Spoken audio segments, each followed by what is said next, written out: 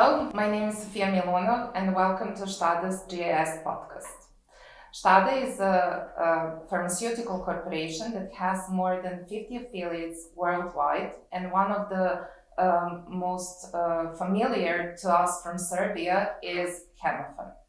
If you're interested in data analytics, data science, AI, how to build and promote great data team culture, cloud technologies, state-of-the-art cloud technologies, and how to generate a value by learning from the data, yes, you're right, this podcast is for you.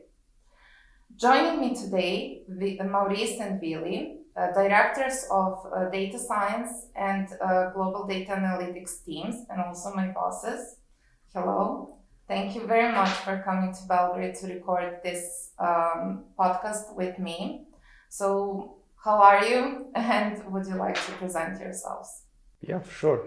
So I'm Maurice Engelhardt. Thank you for the very nice introduction. I'm also very glad to be here and do the podcast with you. So I'm Maurice Engelhardt, and I'm leading the data science and process mining department within Tiede. And the best way basically to describe what we're doing is kind of to make an analogy of we are there basically to support our business users in making better decisions. So if you know how you in your private life have made decisions in the past, like for example, ordering food from a menu or something like that, you might know the feeling that you ordered the wrong one, that you didn't like, and then a friend comes around and gives you the best recommendation and says, here, you should try this because you will definitely like that, right? So we are kind of that best friend for our business users, right? We don't take decisions about things like the food, but we make decisions about what is our pricing policy, in which countries do we launch which product, how much inventory we need to keep. So all of these business decisions need to be taken by someone in the business. And we make sure that they make the right decision by providing them the right information, the right data, the right insights so that they can make those decisions perfectly, right? So we are kind of the good friends who give the good recommendation for business users. And that's what we do. And I've been doing that within Tiede for the last 7 years, starting within finance, business analytics, then moving to the tech ops area, which is production and procurement and supply chain, doing their business analytics, and then ultimately founding the data science department within our IT organization, GIS organization, where I'm leading the team of several data science who are basically doing and carrying out the tasks that I just described. Thank you. Sounds amazing. Thank you very much, Maurice. Thanks, Sophia. Thanks for the introduction and for having us here. My name is Willy. I am leading the data analytics services and automation team. So I'm another friend of the business. I like your analogy. I never heard that before. Interesting. So a friend of our colleagues to drive business decisions together with the team that we have. So overall, more than 20 people internally, plus external colleagues as well. And my role is enabling these decisions, enabling to deliver the solutions that drive these decisions, or the base for these decisions. And this actually I'm doing more or less my whole career. Yeah. So I started in the data area. That was my first job in the consultancy for more than 11 years. After that, I had a similar position to that one. Yeah. So heading a data analytics department. And now I'm with Tiede for 3 years already. One of the things actually that I find very valuable here is, and I'm happy to be part of, is our team. And therefore comes my question, how did you build and how would you describe our team culture, and how would you help to promote that culture throughout the company? Who would like to start? Yeah, let me maybe start. So I mentioned just that we are plus 20 people. Internal colleagues located in Germany, Serbia, and now as well in Spain, in Barcelona. So with that comes some diversity, internationality. We work a lot remotely, but still meeting the people is really crucial in our team. So not just being in the office, but also traveling to the other sites, meeting. We have offsites where we meet together. I think this fosters also part of the culture, definitely. I think key of of the culture that we have is that everyone in our team has responsibility, ownership, and accountability. That is, I think, crucial in a team, that you feel not just responsible, but really accountable for a topic. And with that comes kind of growth, I think. So I like the sentence, step aside and let people grow. So we have a non-hierarchical culture, I would describe it. Yeah? That every individual has his own topic, can drive his own projects or tasks or relation to business. Okay. And that team culture, how does it contribute to innovation and problem solving in the data analytics world?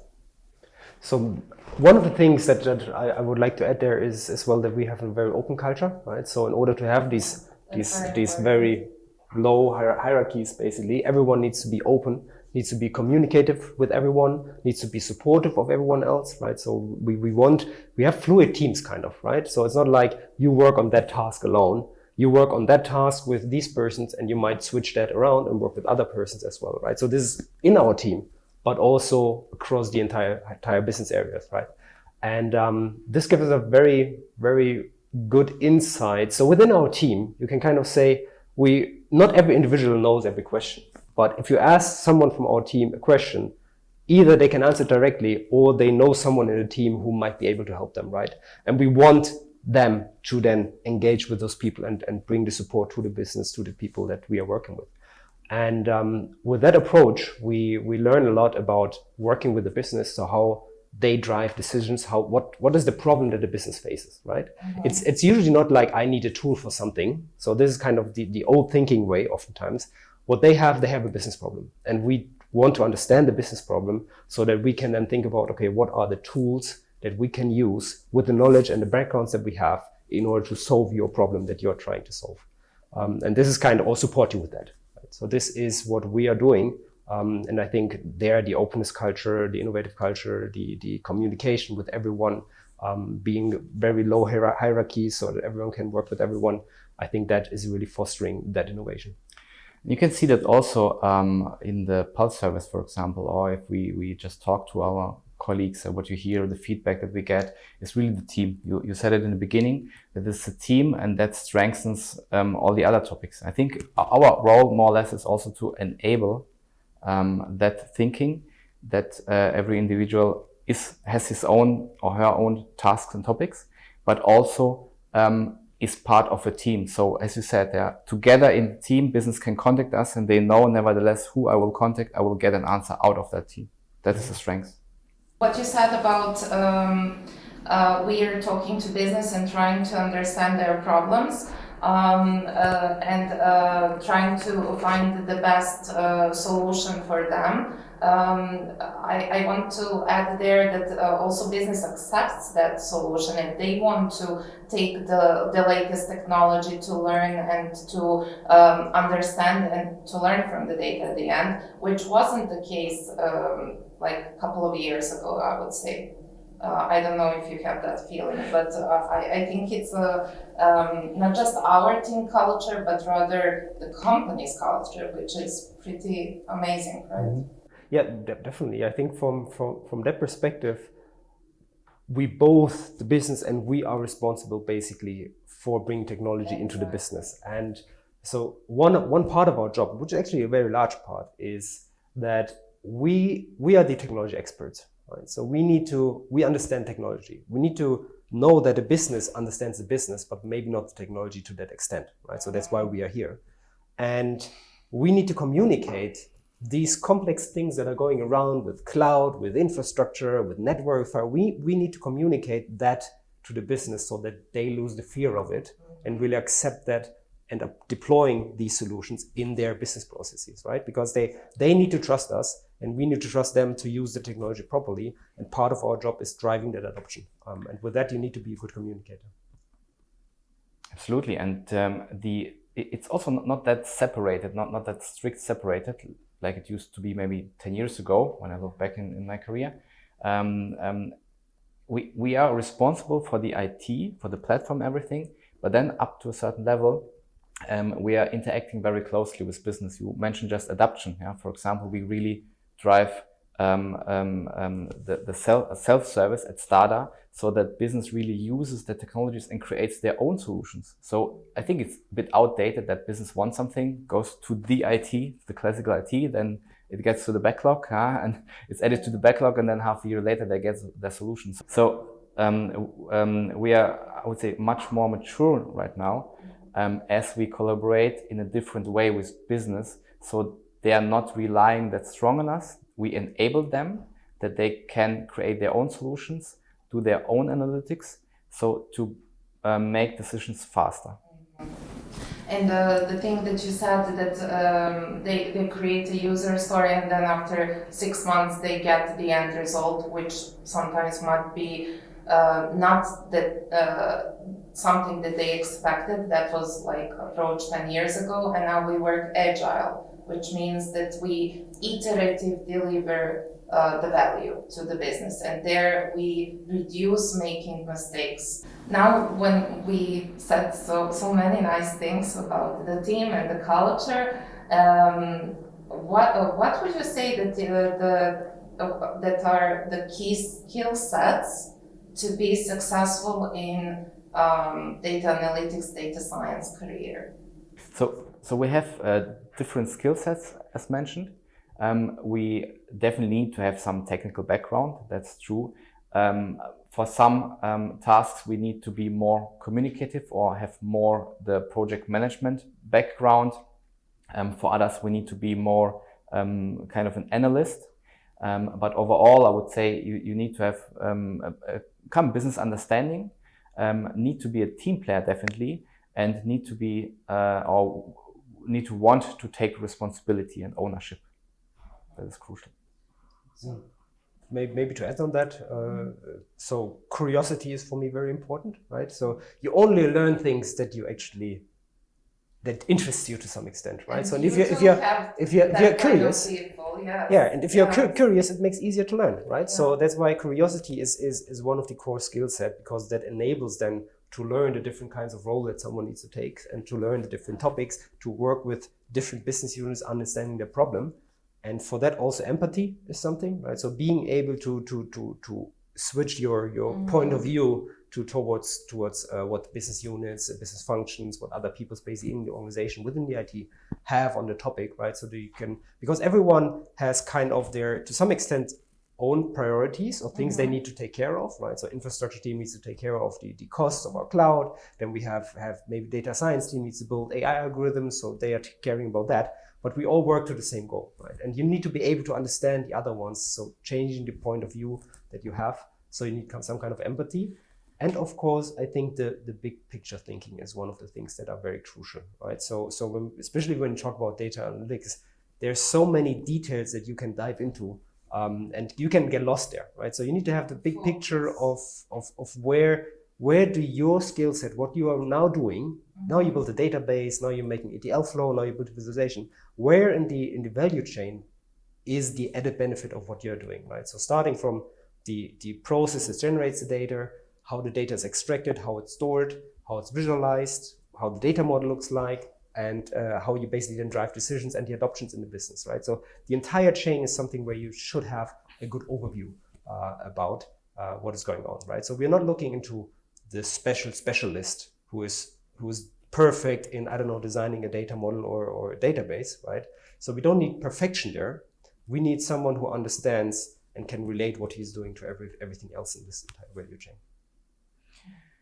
What I would like to add is that this responsibility and accountability, that might change as well. Yeah. So in our team, we had examples where people developed from one field or area to another one, from a technical to rather a managerial role, for example, or driving new topics. Like we started to drive, last year we started to drive automation. Now for me, automation is a big success right now because we enabled already many people, and now we see that the people see the value that can be created with just small invest or effort to really automate their daily tasks, for example. So maybe to wrap up, the key skill set would be curiosity, teamwork, What else we can add? We can add it's not just developer role, but rather consulting one. So both sides to be understanding and to want to learn and drive your responsibilities, right? Yep, Absolutely. fair summary. Yes, and that there is option to switch if you really see you're in other field. It's not only it's actually it's not an option. Actually, we want the people to do it. Yes, Right? so and that's really amazing because then you can see the growth. Yeah. Most likely. Yeah. So I mentioned at the beginning cloud state-of-art tech setup that we have. So I wanted to ask you, can you explain me the data analytics setup and also data science? Can you please describe us? Sure. So generally, we have a cloud-first strategy. When it comes to our data analytics platform, we have solutions like Snowflake in place, Databricks, Azure Data Factory. We have the SAP Analytics Cloud and other solutions that make sense. And with make sense, I mean that we have everything that we need to solve our business problems. So we are not a tech company for doing tech and having the newest technologies just for the sake of having it. But we need to bring value with that to solve problems, to enable business, what we had with self-service already. And this is our strategy. In addition to that, of course, we continuously improve our strategy, continuously improve our platform. Just to mention some examples, we are now planning and conducting already one POC, so proof of concept, based on a solution that SAP announced. We'll just see if it makes sense. Should we have it now? Mm-hmm. How does it fit into our big S/4HANA transformation that we are just planning or starting? And the next POC is already planned as well, which is based on a solution that Microsoft announced, for example. And then we will see, is it now the right timing? Does it bring any added value? How does it fit into our environment? And based on that, we will continue with improvement of our platform. And maybe also from the AI space, right? We are also having currently we are testing Microsoft Copilot for Office within the entire organization with more than 250 licenses basically. So there we basically use the latest technology that is available and see how does that help us, right? How can this help us? And also we are testing ChatGPT and things like that. So all this hype around AI, we are doing that. We are currently nearly weekly evaluating other solutions in that area because every day they change, right? So this is like the area where the speed is so fast. Exactly. We need to be really like on the forefront to see what is going on in the market, what can technology do for us, and then how can we deploy that for our business, right? We're not doing it for fun, as mentioned. It's not like finding out and doing the latest stuff, but we look at what is technology currently capable of, and that changes over time, and what is our need. And can we solve something that we solved in the past using tool X or process X? Is that now solvable a lot easier and faster and better? Right? So this is what we are also doing. Maurice and I were just lately, a few weeks ago, on a conference, the Big Data Analytics Summit, and there were so many providers and vendors for solutions, for platforms, for data catalogs. And to be honest, after that conference, so it was very good to see what's out there on the market. But for me, that was a confirmation that we have the right technological setup for that, what we need right now. You just answered my next question. How do you follow this rapidly innovation technology that is offered in so many ways? Thank you for answering that. And what I would add is that we always take care that is that solution scalable. Yeah, indeed. So indeed. that is very important. And can it be used by wider audience, of course. Then I also mentioned generating a value, and you already spoke about value in each section that we now talked. But can you please share some recent success stories where we would see our teamwork, all the things that you mentioned, technology, teamwork, scalability. What would be the examples for a success story that we have currently in Tiede? So I would say we have different ways how to track and measure value. For example, we have solutions where based on the solution, the business colleagues get more transparency, and based on that transparency, they can make better decisions. And with that, we save costs. We have cost savings, for example, interest payments, where we have savings of several millions of euros, just based on an IT solution that was provided with the data analytics team. But on the other hand, how we also track value is the adoption that we drive. One example is that we doubled the usage of dashboards within the last 2 to 3 years, which is, I think, a great success, because if the people use the dashboards, then we assume they make decisions out of that. So they're not just clicking the dashboards for fun because they are so colorful, but really because they can get insights out of these dashboards for their daily business.